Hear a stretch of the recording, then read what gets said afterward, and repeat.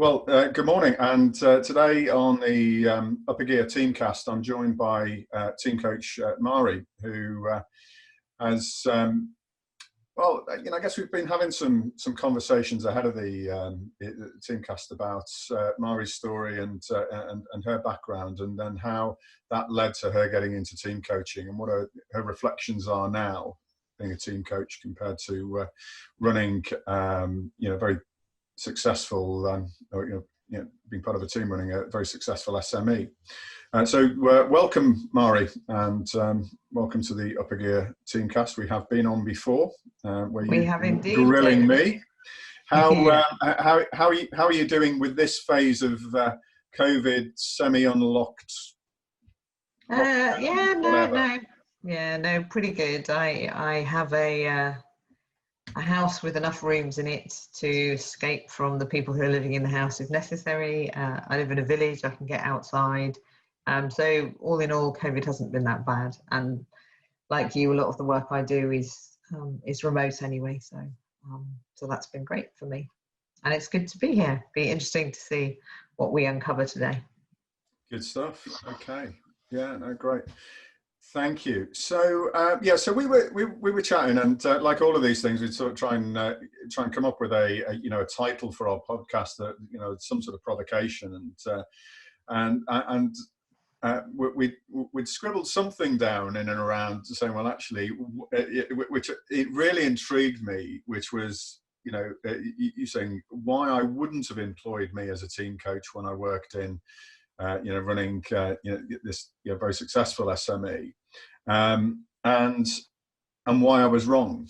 And I'm sort of intrigued by that, because I love hearing people's stories about how they found themselves where they are now, and I think so often we end up doing roles that are born out of our learning, things that we learn about ourselves, or things that actually we would have done differently. So really intrigued by that, Mhairi. What was we touched on some of these things outside of the podcast, but what's going through your head when you were saying those words to me? I think it's just a true reflection, I guess, on how I would have felt at the time. I was operations director for a very successful company, and we grew very, very rapidly. And through rapid growth, it's a fantastic time. It's incredibly challenging, but you can just throw stuff and people and money at things because you are growing really, really quickly. And then you reach a period of stability where you're still growing, and for most people, it's a level of growth that they're happy with.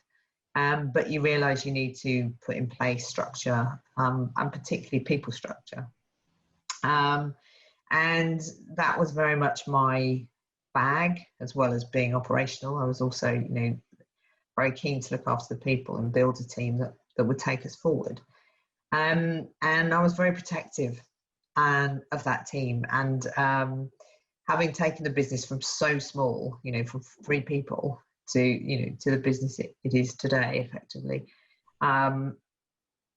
everything was, I was very, very possessive, very much owned what I did, and I think I would have felt slightly aggrieved at handing over my team to somebody else. I felt it was very much my responsibility, and I love doing it as well. That's the other thing. It was very much part of not just the leadership team, but also the wider team, the engagement with the wider team.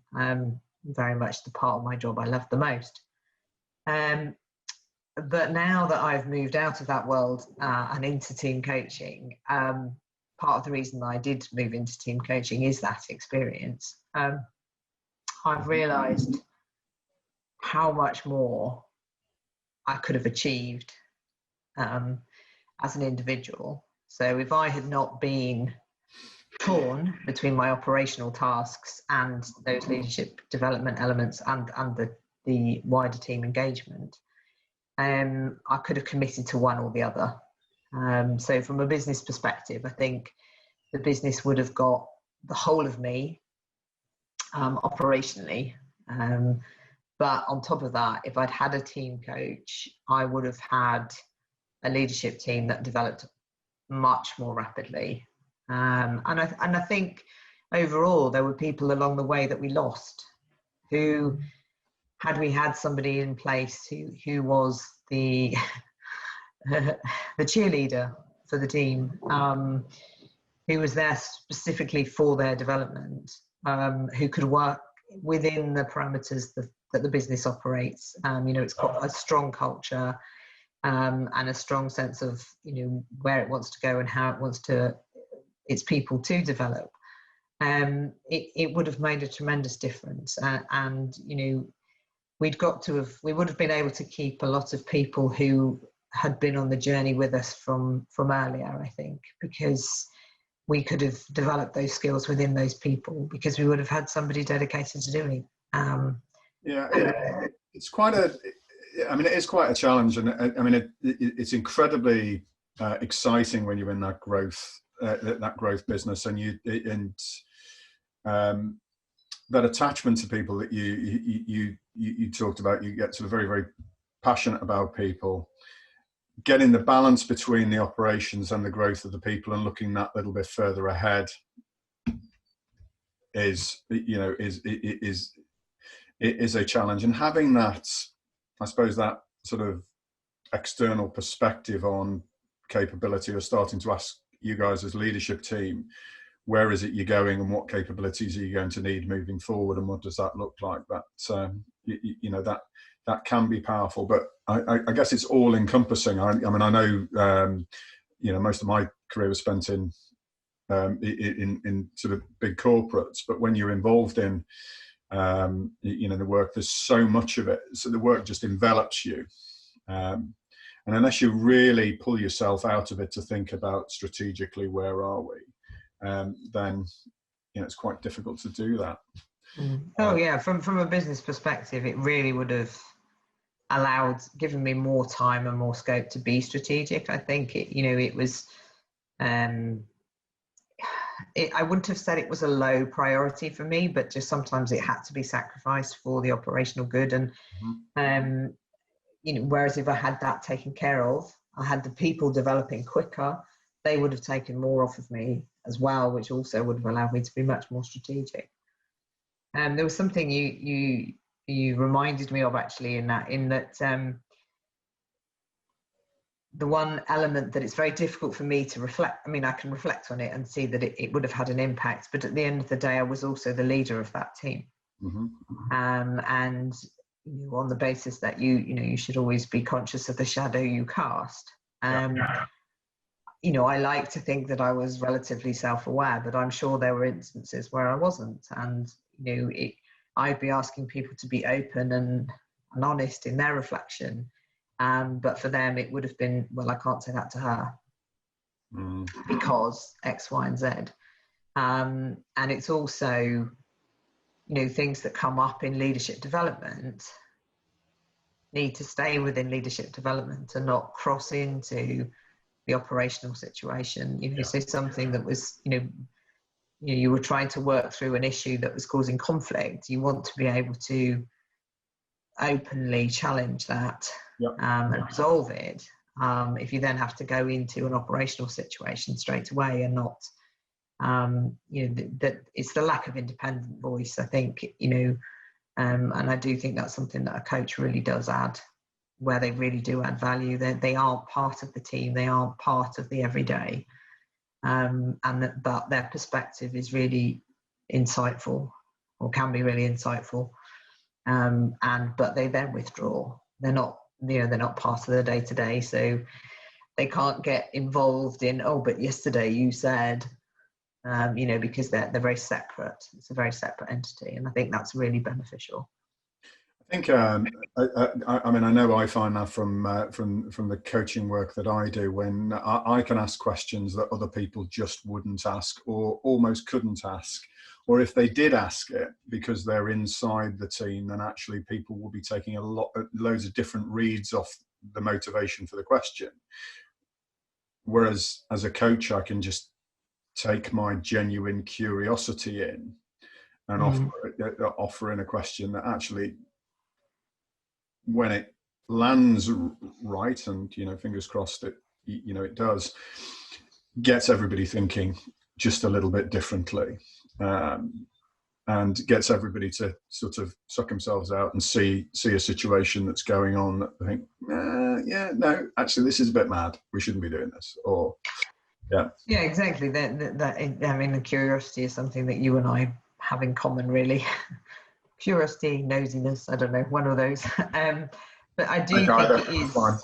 Yeah, the coach doesn't ever really become embedded in the process. So that curiosity, that it's not a why haven't you done that? It's why are you doing it that way? Just explain to me why you're doing it that way, rather than this is right or wrong. It's just explain to me why you do it that way, and that's a very different perspective for people, much easier for them to handle in a coaching situation than it is when the leader is saying, do you really think we should be doing it like that? They're trying to second guess whether or not you think it is the right way or the wrong way. And I am 100% confident that situation arose several times.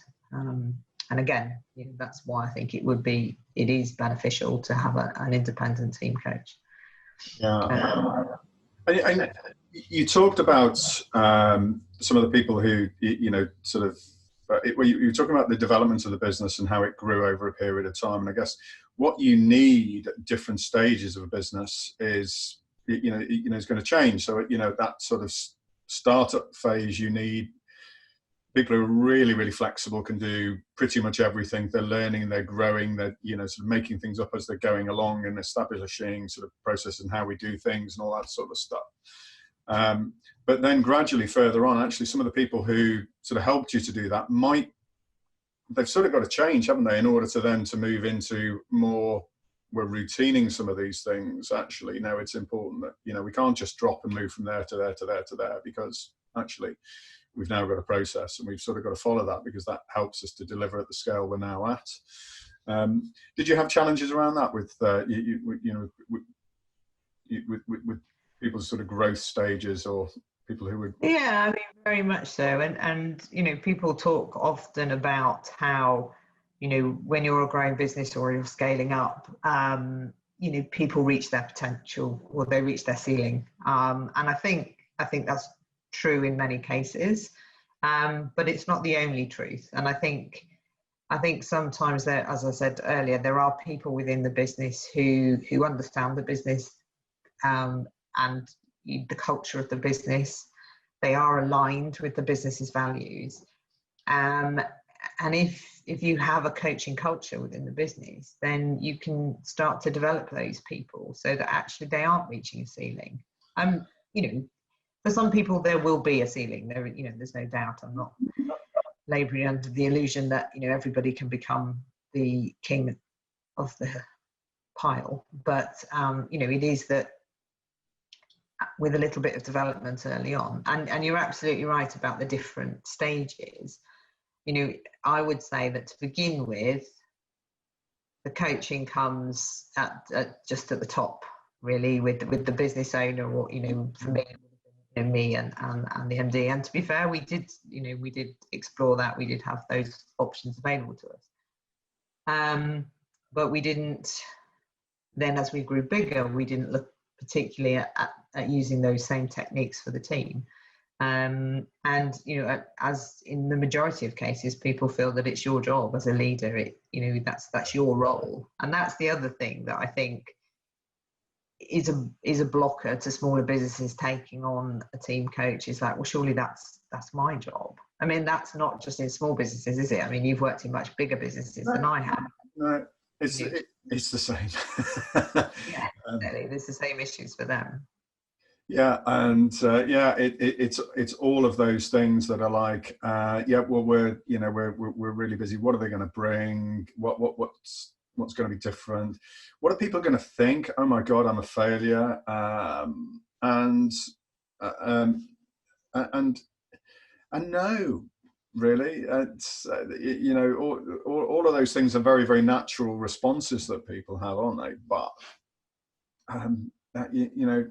if I suppose you asked the question differently. You know, if I could give you some support that help you to be even better than you are now, then you know, then would you take it? And it'd be like, most people say yes. If you say, so if I gave you a team coach to do that, it's like, what does that involve? And most of the time, people don't know what it involves.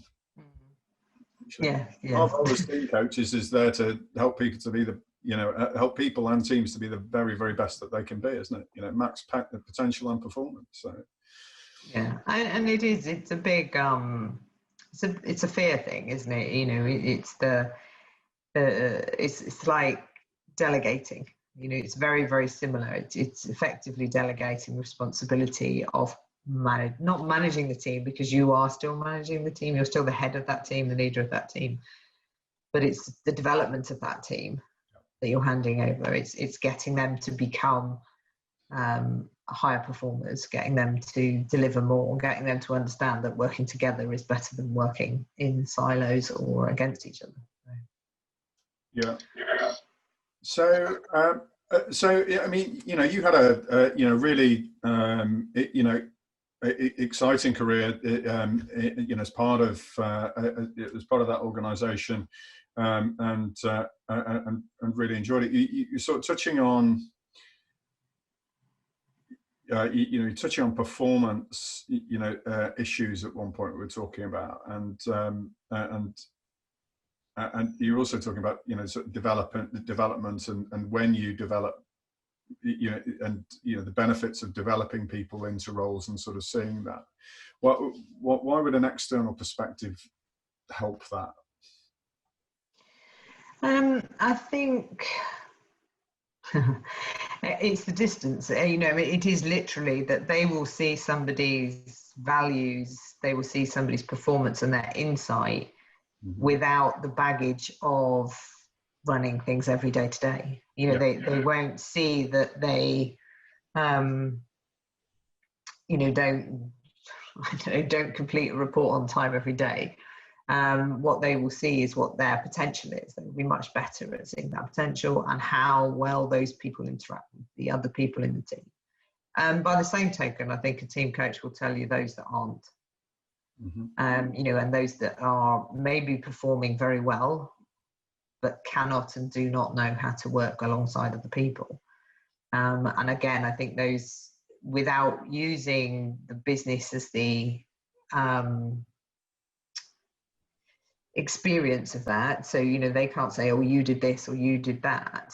The team coach just sees them in how they interact with each other and how they work together and how they challenge and respond to each other, which is much more at the core of the individual, rather than, you know, it's not surrounded by the tasks that they're doing. It, you know, it becomes much more about what their genuine potential is, rather than, you know, how well they can do X, Y, and Z. So I think that really, really helps. And it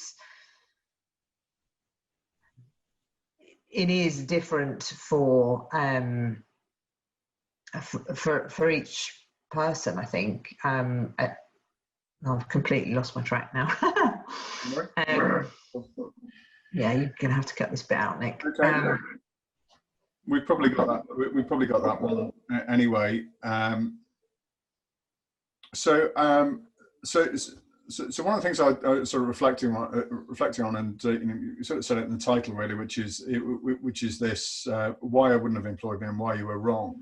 What were the things that would have worked better if you'd had that sort of team coach conscience or awareness around you? What do you believe that would have, you know, because, you know, we're talking about a successful business here, but, you know, what would have made it even better? What would have you know, the benefits have been, or the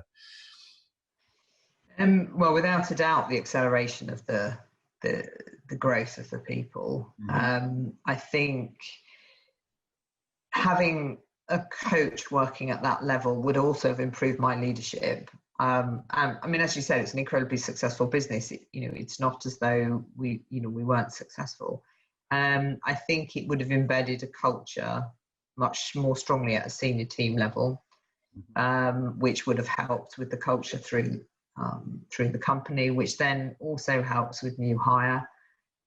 We brought in various peoples at quite senior levels, people at the senior level, and integrating them into the business would have been much smoother. And for those that didn't integrate, that would have been much quicker. We would have identified that much more quickly, I think, during this process, because I think the team would have had quite a strong culture and they would know when somebody wasn't going to fit, and it would have been a much more rounded decision. I think in terms of taking the business forward, it would have meant the accountability through the senior team was much stronger, which only helps the business, to be honest. I think they're just taking the politics out of the development of the team would have would really have given them a lot more clarity around their development. But also, I think we maybe lost people along the way who we could have kept, we could have saved. So we would have reduced our turnover, I think, of leadership particularly. And I'm not saying that they shouldn't have gone or whatever, or they wouldn't have gone later on. But I do think, that potentially we did lose some good people who really could have committed to the business for the long term, and that would have been of a benefit to the business. Yeah. Yeah, and I mean, it's always a challenge, and there's it's never an exact science, but generally have a view in life that people have got a lot more growth potential than most businesses or organizations sort of allow to happen or help to happen. And by having that sort of external view, then that can certainly help you to help you to see that. I think it also, we talk about in team coaching that it's going to add 10 to 20% to your productivity realistically in your performance. Yeah. And who wouldn't want that? Why would you turn that down? But I don't think it necessarily all comes from the team. I think I think it would have made me a better leader without question, and I think it would have had an impact on the MD, and therefore the business overall. So I just think by creating a more effective leadership team, it would have improved the business overall. But as you say, it is quite hard to quantify.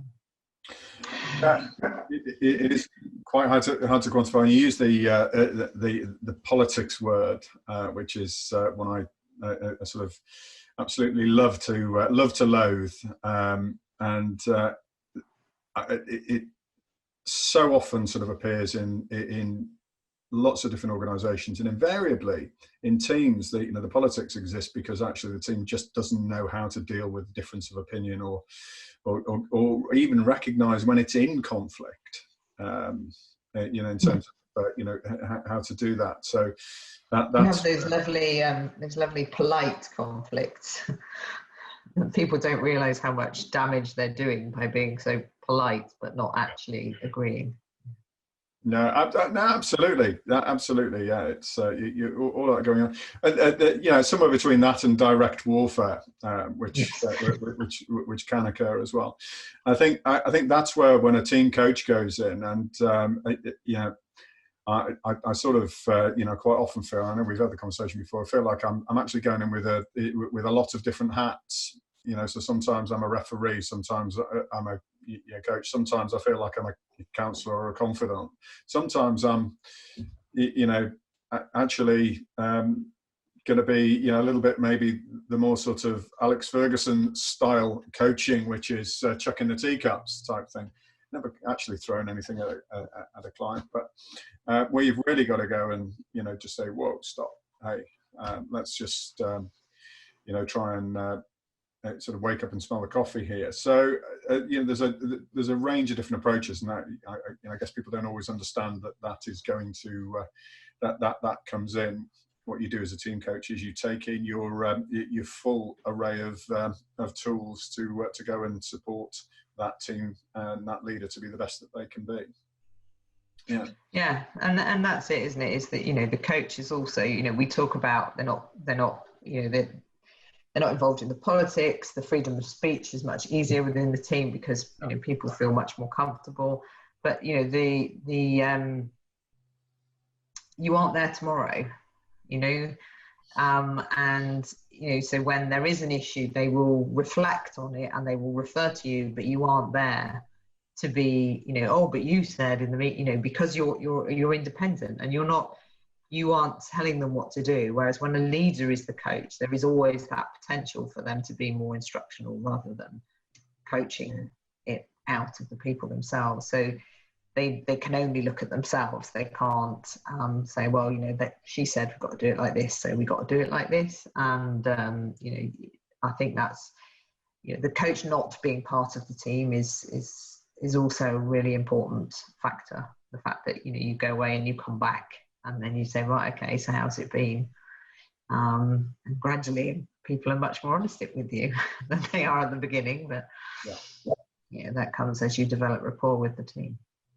Yeah, so I mean, I often think you know, we either go in with sort of uncomfortable truths that we notice, reassurance, which, you know, we all need in life, or indeed those stretching, you know, stretching people's ambition, which you know, again, can be you know, immensely you know, immensely powerful. But, you know, all of those in service of helping that client to get you know, further, quicker, better, all of that sort of stuff. What were the sort of uncomfortable truths that you think you'd have benefited from hearing about from an independent? There you go. So I thought I'd really ask the awkward. Yeah, it's great being a coach because you don't have to answer the awkward questions. You just get to ask them. Oh, uncomfortable truths. I think probably that sometimes the leadership was inconsistent, and that it was difficult to know which way we would respond as a leadership team. I think that's definitely one that would be thrown back. And the other difficult one would be probably, are you genuinely invested in us? Sort of put your money where your mouth is situation. And again, I think when you know, people don't understand that having a team coach is a massive leadership development tool. You know, as you know, half of what we do is leadership development. It's development of those people. It's not just about, you know, making the team more effective. It's about developing the individuals within that team. And yeah, so that would be probably the two. You know, why are you not investing in the team, and why is the leadership inconsistent? And again, that's why I feel that if I'd had one, then it would have made me a better leader, more consistent, more clear. I think it's always good to be self-aware, and having that external perspective really helps you. Okay. Yeah, I think I think the common story that you know, all of the upper gear team coaches have is that we've all got the battle scars of having run teams in different you know, in different organizations, and the successes and indeed some of the failures along the way that help to really hone you and help you to understand and to really stay with clients in the room. And I think that's you know, appreciate their sort of context. We're not we're not people who've never done the job, but we've been there. We've got the battle scars.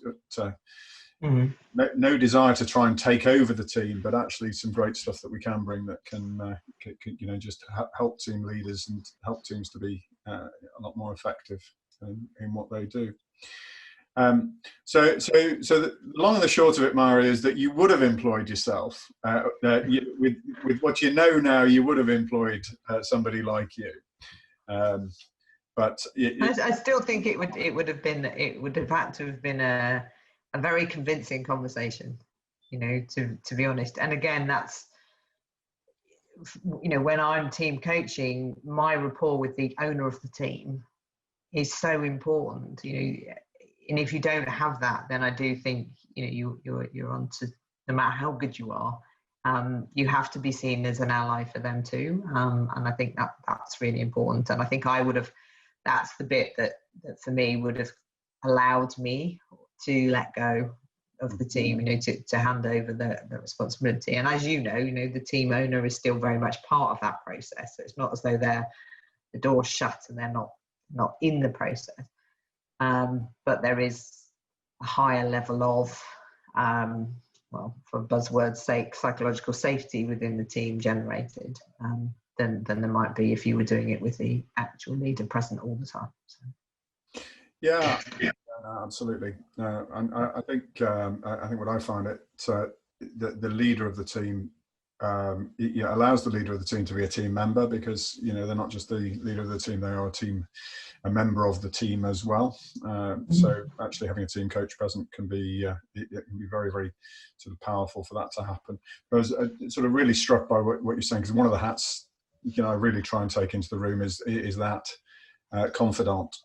And actually the team's, one of my objectives is to be a confidant of everybody in that team, so that they can really go in and go into one-to-one conversations and offload where they are, or be really, really open, really honest about where they are, and knowing that that's not that's not going to be used against them. That's only going to be used in support of moving the whole team forward and helping them to work out their best way of performing within that team. So yeah, it's a fascinating piece. So so you moved, so you crossed over from the dark side into the light, or from the light into the dark side, whichever way you want to talk about it, as a team, as a team coach. You sort of touched on a little bit as to what your motivation behind that was, but how much are you enjoying being able to exercise that curiosity even more out there? I think I absolutely adore the space, to be honest. I think it's getting people to, and this is going to sound a little fuzzy, but it's getting people to open up, or getting people to the point where you aren't delivering that. So it's very different to a leadership role. It is about, you're facilitating them on their own learning journey. I love it when they're learning from each other. That's a huge plus for me. It's because that builds so much within the team. The respect for each other, it builds trust, it builds understanding. And it's sort of breaking down all the restrictions that you get in the workplace, as in, they're paid more than me, or they, that's quite a high one, but, their department gets a soft ride, or, they don't have the same pressures as I have, et cetera, and actually getting rid of all of that and just being human beings, and opening up to each other and learning. And facilitating that is just my happy place, really, and allowing people to be, as you said, to actually really start to tap into their potential. And I think most people are working at 85% of their potential, but they may not even realize how much more there is available to them if they were just, I think as humans we're naturally so defensive, and a team coach can start to, when you trust people, you aren't defensive, you're very open with what's going on. So that's what motivates me, really, is being in the room when that is happening and really seeing people start to not just enjoy their job, but have a genuine joy in what they're doing, and really which you only get when you are fulfilling your potential, I think. So. Yeah. Well, my happy place, or certainly one of my happy places, is exactly the same as that.